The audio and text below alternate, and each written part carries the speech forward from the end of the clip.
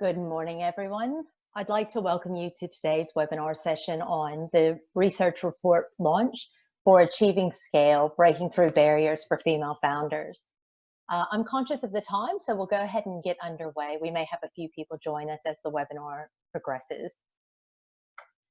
My name is Jan Easton. I'll be your host today. I'm the COO and a certified chair with the Advisory Board Center, and I'm also one of the report co-authors. I'll give you a bit of a background about myself. I am a female founder. I work for a female founder with Louise Brockman, who's the other co-author of the report and founder of the Advisory Board Center.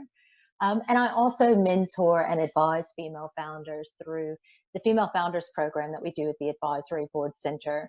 So this report topic is quite near and dear to my heart. I encourage you to connect in with me either via LinkedIn or as we continue on today through the discussion. Please feel free to add any comments or questions to the Q&A section at the bottom of the screen, or feel free to reach out and connect with me on email directly.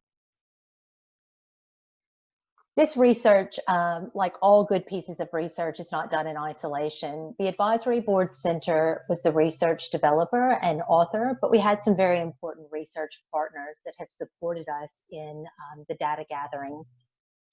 Queensland Government, both through the Advancing Women in Business initiative as well as Advance Queensland, have been a phenomenal supporter of female founders and this particular piece of research.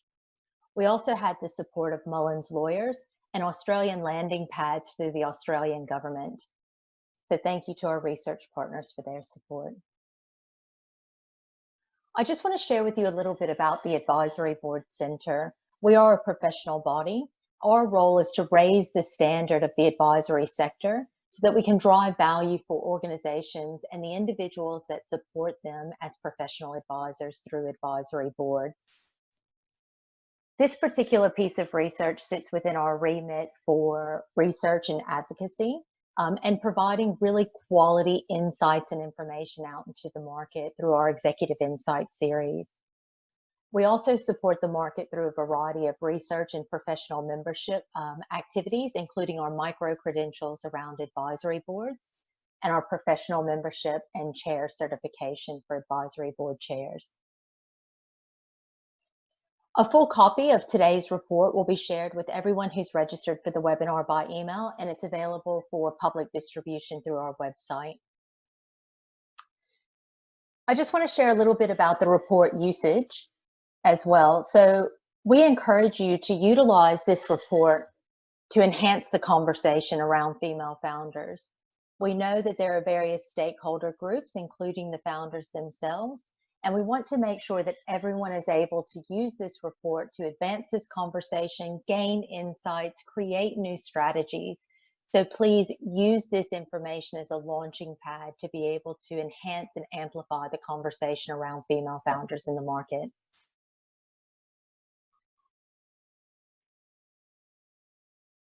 I'd like to start off with a bit of a conversation about scale. This report really focuses on female founders that are looking to grow their business. But first, we need to really define what is scale. Scale is really about growing or expanding a business in a proportional or usually profitable way. But there's a second measure of that may be non-financial measures and impact measures that sit within there. The second definition of scale is about reaching full potential, and this really goes to owner ambition. What is that vision that the founder has for their business, and are they able to achieve that? So why does scale matter, and why have we specifically focused on growing businesses and helping more female founders to scale their business?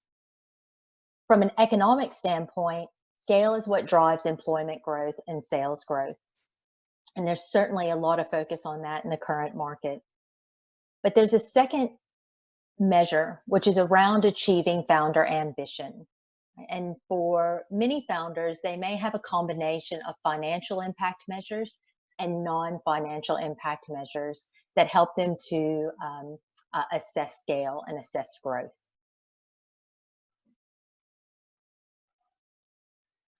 What's really important is to recognize that scale is a choice. it's not a judgment on the quality of a business or the value of a business. The reasons for owners starting a business are as varied as the actual businesses themselves. And what we really focused on was owners that had the intention to grow their business. And in this particular piece of research, 91% of the female founders said that they had an ambition to grow their business. So the choice to right-size a business for an individual business owner and constrain that business to meet whatever factors they want to achieve, whether it's lifestyle, time, ability, is a completely valid choice. We also want to recognize and celebrate those female founders that have an ambition to grow a business and achieve on a larger scale or impact. This really comes through in the comments that came into the report from female founders around, I love what I do and I want to make a bigger difference. I want to have a greater impact. I want to reach a larger audience. I'd like to share with you a bit of background into the research. We've got a firm belief at the Advisory Board Center that all good research starts with curiosity. Finding something that needs to be looked at in a bit more detail and being really open to where that might lead. And what we had found through the work that we do with female founders, as well as the overall business sector, is there seemed to be a divide that occurred between the overall business sector and the outcomes they were achieving, and what we were seeing happening within the female founder business community within Australia. And that was really highlighted by a couple of data points. But there are two key ones that I'd like to share with you. Within the overall business sector, which are male and female-led businesses and co-founder teams, around 17% had an annual revenue of around under 1 million. And these again are looking at businesses that have growth as a priority. Within the female founders cohort, we saw that 65% of those businesses were under the $500,000 annual revenue mark. So that immediately rose our interest of thinking, why is that? What might be a contributing factor?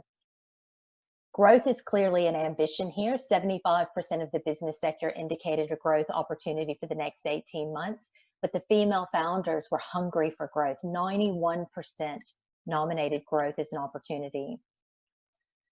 What we wanted to explore is how can we help more of those female founders recognize the challenges or the potential barriers that might be existing to helping them achieve those growth ambitions. We wanted to bring something different to the library of research that exists around female founders.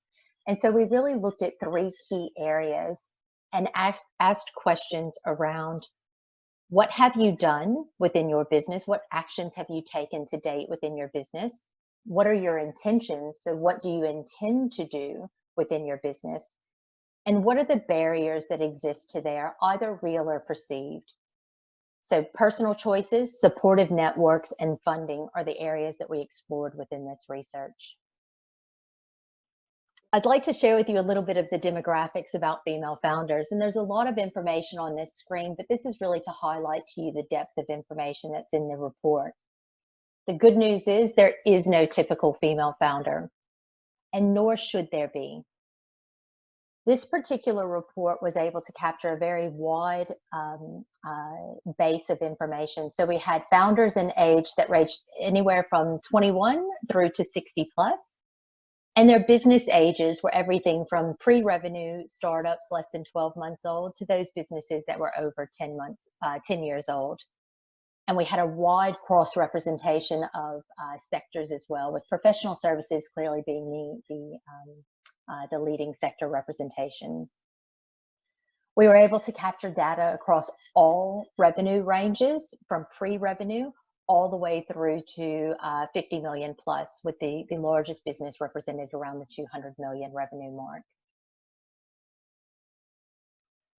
We also looked at location basis with a split between regional and metro respondents, and also how those businesses were engaging with government support. So around 22% of the respondents had accessed government grants to date, with a further 59% actively looking at engaging some form of government support or government grants in the future. It's an ambitious group that looks to play on a wider stage, with around 1/3 of female founders either exporting or have an intention to export within the next 18 months. It was really important to gain an understanding as well of the female founders' perception of their business, where they were in their business stage, and what kind of support structures they had around them. So business expectations, 75% indicated that they have ambition or better than expected expectations for their business for the 18 months ahead. I will note that this data was collected prior to the COVID period.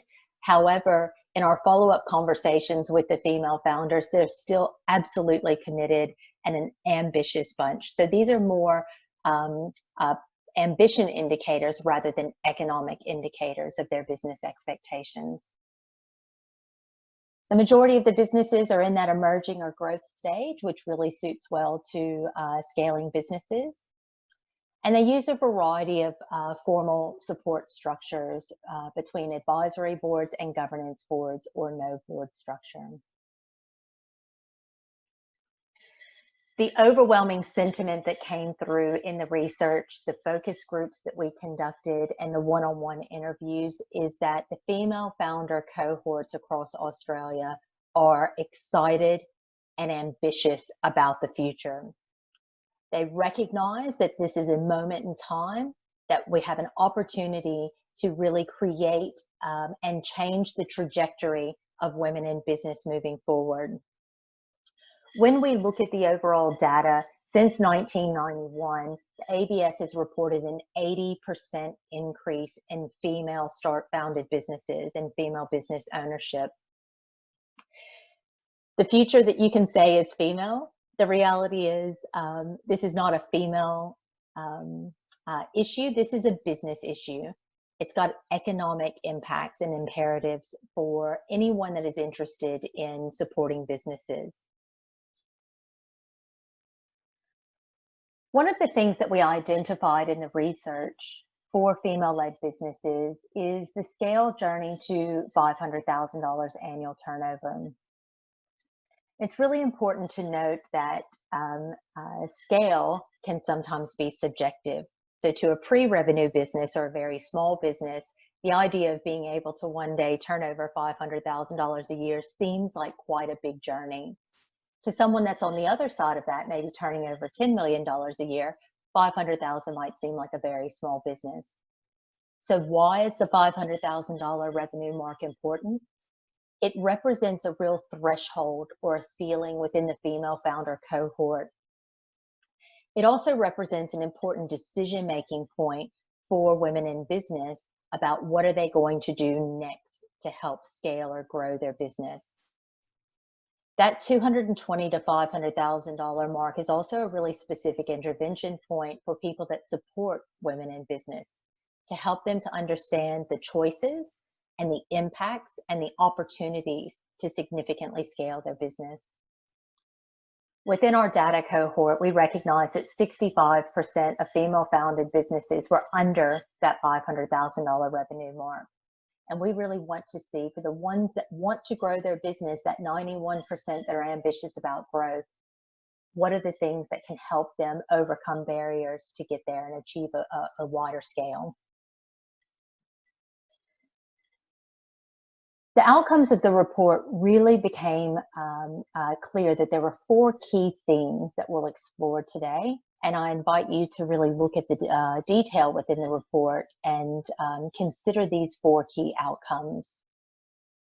There was the delegation threshold. So when and how a founder begins to leverage other people's time and expertise to help them achieve scale. Business investment literacy. So the knowledge that's needed to navigate different funders and financial arrangements to improve the overall financial position of the business. Who's got your back? So that being networked to access and actively engage with trusted advocates and advisors, and that support network for the founder. And the final theme was around the execution gap. So how can we close the gap between knowing and doing to ensure that founder intent meets action within the business? We'll explore these 4 key themes briefly. The delegation threshold. Again, there's a lot of information on the screen here, but what I really would like to draw your attention to as you're reading through the detail of the report is the $500,000 mark really created a key decision-making point where everything began to shift for the founder themselves within their business. This is the point where they needed to not just delegate small activities or outsource discrete activities in their business, but really make the decision of how we're going to leverage other people's time and resources to significantly grow the business. What really stands out as a key point of consideration is around the difficulty that exists of scaling services businesses. Knowledge is difficult to scale. We saw that once businesses went over the $500,000 threshold, the number of professional services businesses that were represented decreased by almost a third. It stood out in that comment that you'll see there was, I was outsourcing work to grow, but then being able to get enough work to keep contractors happy was an issue. So in service-based or knowledge-based businesses, how do you get that scale factor right? We then looked at comparing businesses, female-founded businesses that were over the $500,000 threshold to those that were underneath that to say what's different about those businesses. And what really stood out was the different barriers and the different ways that female founders that had moved above that $500,000 mark began to think about their business and the issues that they were facing. We'll look at what those are in detail through these next slides. But I want you to consider that delegation threshold. What does that mean for businesses that you might be supporting or within your own business as you come across that $500,000 revenue mark? Business investment literacy is a really key outcome that stood out about this report. Dealing with businesses that are under the $220,000 mark, financial literacy really was a key need within those businesses. So how do we actually understand the dynamics of financial literacy? Things like profit and loss statements, balance sheets. How do I read that information? How do I do cash flow forecasting? As the business increased, the need for understanding around business investment literacy also increases. And this is actually understanding how do you use money within the business and financial arrangements within the business beyond current operations and working capital. This is really highlighted in the fact that 64% of female founders are using their personal savings as their primary source of business funding. And the number of female founders that were reporting using external sources of funding was really quite low. They start off very optimistic and ambitious, though, with 78% of pre-revenue female founders intending to access investor networks and investment or capital raising to grow their business. But of the businesses under the $500,000 revenue threshold, only 9% had actually achieved any form of external investment for their business. There's a real opportunity here to look at how do we increase the knowledge and the comfort and the access for female founders around various funding instruments and funders to be able to ensure that we can address the barrier. 60% of female founders indicated that funding was going to be a barrier for them to achieve scale. Who's got your back? Recognizing that support networks are crucial to achieving important outcomes for business, including scale. But there's a real shift that occurs for female founders of those under the $500,000 threshold and those that are above it. Overall, female founders are more likely to socialize their advice, both in terms of utilizing social networks as their primary resource for advice around their business, but also who they go to and where they spend their time and how they look for advice in their business. Much smaller businesses tend to spend a lot of time networking. The larger businesses, or the ones that are achieving scale, get more of a laser-like focus on their time and shift to being more networked. So making sure that they're investing their time in professional circles and connecting with people that are going to help them achieve their business outcomes. An important designation for female founders to consider is, who are the support networks that I access for support personally and that support me as an individual? And who are the support networks that I access and get advice from that support me as a founder and as a business leader and business owner? Because they might be different. For those of us within the support ecosystem for female founders, it's equally important that we recognize, what hat are we wearing at any point in time? Are we providing advice to the individual and being supportive of the individual? Or are we providing advice that is supportive of them in their role as a founder and as a business owner, and recognizing that those conversations need to be different? The execution gap. So ensuring that intention meets action within the business. The data showed that female founders are incredibly confident in their outlook for their business and their ability with operations and to do the things necessary to achieve scale. They're confident in their ability to see the bigger picture in the external market, the client marketplace, and they don't have high levels of concern or feel that things like operational complexity and what needs to be done to implement growth are barriers. What this highlights is the real nuance between confidence in ability versus confidence in decision making. How do I make decisions? How do I prioritize decisions? And how do I increase my confidence that I've made the right decision for my business moving forward? Time and money came up again and again as key barriers for female founders in scaling their business. But sitting behind the execution gap is the recognition that money doesn't fix everything. Because what was said within the data, there was a bit of a gap between what was said within the focus groups and the comments around the data. So I know what to do, but how do I prioritize what to do first?